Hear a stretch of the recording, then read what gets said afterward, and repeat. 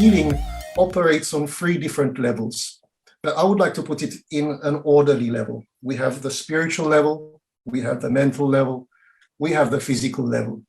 We've been educated in time only to be focused on the physical level of healing, and many people, of course, related to this type of heretical education, lives, let's say, their everyday life according to their spirituality in a very detached way. So they need external help, okay, like medicines and all the rest. Okay, the medical world is doing whatever it has to do, but we have forgotten a fundamental thing.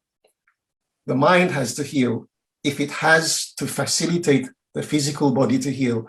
But to heal the mind, we have to explore the spiritual dimension, okay? And that means going into the deeper level of the mind on subconscious level to tap into the soul.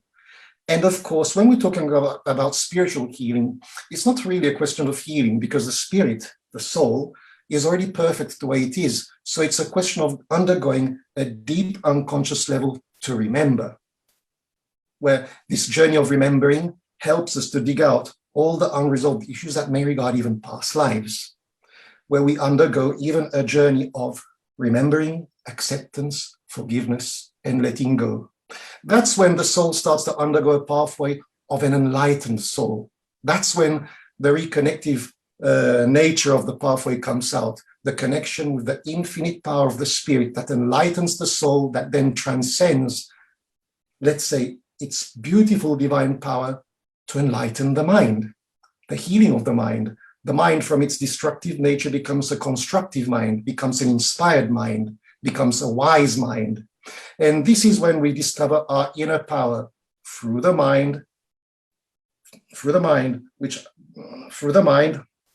regards the transcendence of the spirit for an enlightened soul that facilitates physical healing in the end. And this is when people start to live beyond 100. They can even reach 150. And of course, when we go to the antique scriptures, okay, the biblical antique scriptures, how comes we see that people used to live until 300 years, for example, okay, even longer?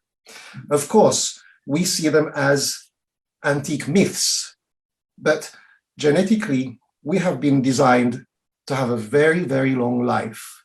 But of course, the DNA has to be empowered by a very clear, pure mind, which is a mind that is a portal that permits the energy and the power of the spirit, which is an enlightened soul, to operate. And this is when physical health comes out.